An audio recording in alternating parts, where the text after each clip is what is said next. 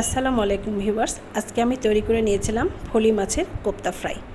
খেতে এতই মজা হয়েছিল যে বাসার সবাই বলছিল এই কোপ্তা ফ্রাই আমি আবার কবে তৈরি করব। তো চলো ভিউয়ার্স, দেখে আসি আমি এই ফলি মাছের কোপ্তা ফ্রাইটা কিভাবে তৈরি করেছিলাম। নিয়ে নিলাম 2টা ফলি মাছ, আঁশগুলো ছাড়িয়ে নিয়ে পরিষ্কার করে ধুয়ে নিলাম। এখন ধারের যে কাঁটাগুলো আছে একটা কেচির সাহায্যে আমি ভালো করে কেটে নেব। এই কাঁটাগুলো কাটার জন্য বটিও ব্যবহার করলেও হবে, আমি কেচির সাহায্যে কেটে নিয়েছি। এই সাইডের এই কাঁটাটা কেটে নিলে মাছের ভেতরের যে মাংসগুলো বের করব সেটা বের করতে সহজ হবে। তো কেটে নেওয়া হয়ে গেছে। এখন একটা শিলপাটার সাহায্যে আমি হালকা হালকা থেতো করে মাছের ভেতর থেকে মাছের মাংসগুলো আমি বের করে নেব। খুব বেশি প্রেসার দিয়ে থেতো করার দরকার নেই, হালকাভাবে থেতো করলেই ভেতরের মাংসগুলো বের হয়ে আসবে আর কাঁটাগুলো আলাদা হয়ে যাবে। খুবই সহজ, এটা আসলে মুখে বলার কিছু নেই, দেখলেই বুঝতে পারবে। তো মাংসগুলো থেকে কাঁটাগুলো বেছে নিতে হবে।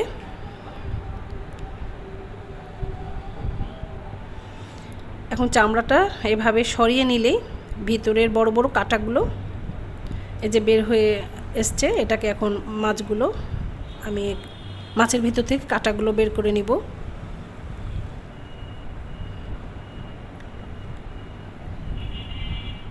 খুব সুন্দরভাবে বের হয়ে আসে, কঠিন কিছুই না।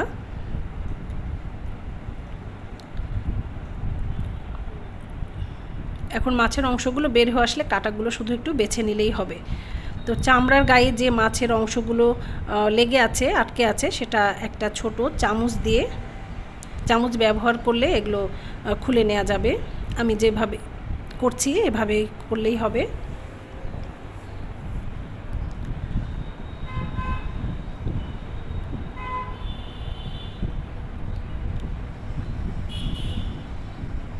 এখন সবগুলো এক জায়গায় করে কাঁটাগুলো একটু বেছে নিতে হবে। অনেকে অবশ্য মাথাটা কেটে ফেলে, আমি মাথাটা রেখেছি কারণ মাছটা ফ্রাই করার পরে দেখতে বেশি ভালো লাগে। তো দ্বিতীয় মাছটাও আমি ঠিক এভাবে শিলপাটার সাহায্যে থেতো করে মাছের ভেতরের অংশগুলো বের করে কাঁটাগুলো বেছে নিয়ে আমি মাছগুলো রেডি করে নিয়েছি। তো আমার 2টো মাছ থেকে এই পরিমাণ মাংস আমি পেয়েছি, মাছের ভিতরের অংশ থেকে কাঁটাগুলো বেছে নিয়েছি। এখন এর মধ্যে মশলা মিশিয়ে নেব। তো দিয়ে দিলাম 1 চা চামচ পেঁয়াজ আর কাঁচামরিচ বাটা, 1 চা চামচ শুকনো মরিচ জিরা বাটা, হাফ চা চামচ আদা বাটা, হাফ চা চামচ রসুন বাটা,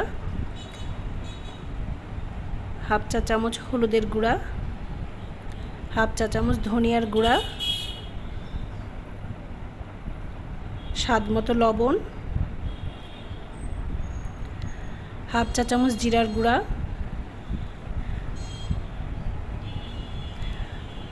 আর দিয়ে দিলাম 1 চা চামচ শুকনো মরিচের গুঁড়া।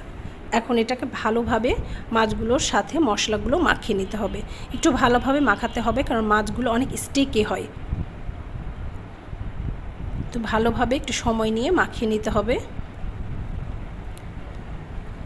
মাখানো হয়ে গেলে ওই যে আমি মাছের চামড়াগুলো রেখেছি, ওই মাছের চামড়াগুলোর ভিতরে এই মশলা মাখা মাছের অংশগুলো আমি ভিতরে সাজিয়ে নেব। খুব সুন্দরভাবে ভিতরে এটাকে সাজিয়ে দিয়ে ওপরে চামড়া দিয়ে মাছের এই চামড়াটা দিয়ে আমি ঢেকে দিলাম। এটা ফ্রাই করার সময় মাছের অংশগুলো বের হয়ে আসার কোনো চান্স নাই। খুব সুন্দর করে আমি সাজিয়ে দিলাম। একটা মাছ আমার রেডি।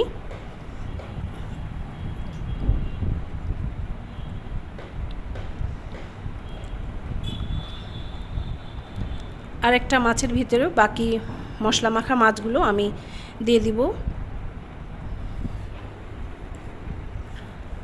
সুন্দরভাবে দিয়ে চামড়া দিয়ে ঢেকে দিব।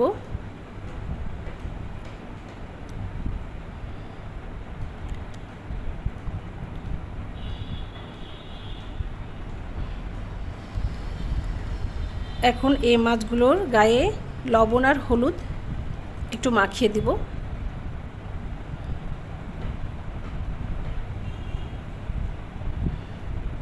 মাছগুলোর মাথাটা রাখার কারণে ফ্রাই করার সময় দেখতে খুব ভালো লাগে। মাথা অনেকে কেটে ফেলে, কিন্তু আমি মাথা সহই করেছি কারণ আমার কাছে দেখতে ভালো লাগে ফ্রাই করার পরে।